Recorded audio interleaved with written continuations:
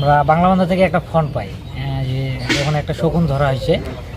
তো আমরা তাৎক্ষণিকভাবে ওখানে যাই, আমরা বন বিভাগের কর্মকর্তাদের সাথে ওখানে যাই, দেখতেছি অনেক লোকজন ঘিরে ধরছে, অনেক বড় শকুন, যেটা আমরা আগে কখনো দেখিনি। আমার ইয়াতে আমি কখনো দেখিনি, ছোটোবেলা থেকে মনে করেন যে এটা দেখিনি কখনো।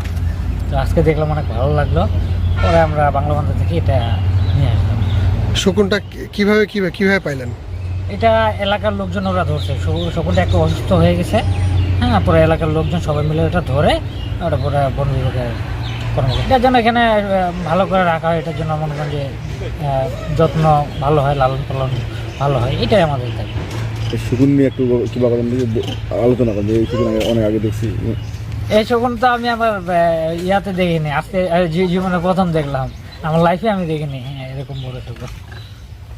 তুলিয়ায় এই শগুন আমি প্রায় আছে 30-35 বছর আগে দেখছিলাম, তার মনে বেশি নাকি, এই প্রথম দেখতে পাইলাম এই শগুন।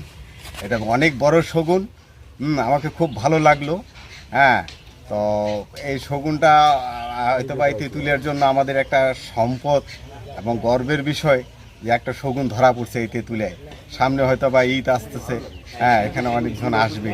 অফিসার আমাকে ফোন দিল, ওইখানে আমি ঘটনাস্থলে যেয়ে তাৎক্ষণিকভাবে শগুনটি উদ্ধার করতে সক্ষম হই এবং শগুনটি আমি ফরেস্ট ডিপার্টমেন্টে ইকো পার্কে, ডাকবাংলো ইকো পার্কের ভিতরে এখানে খাঁচার মধ্যে রাখা হয়েছে। আমরা প্রাথমিক চিকিৎসায় এবং তাকে যে খাদ্য দেওয়া হয়েছে। আগের থেকে কেমন আছে? যখন নিয়ে আসেন তখন কি অবস্থা ছিল? আগে অনেকটা অসুস্থ ছিল, এখন আমরা প্রাথমিক চিকিৎসা নেওয়ার পরে একটু সুস্থ আছে। বিট অফিসার তেঁতুলিয়া বিট, বিশ্বস্ত সংবাদের প্রেক্ষিতে বাংলা বান্ধা হইতে একটি শগুন, আমার প্রতিনিধি একটি শগুন উদ্ধার করে নিয়ে আসে।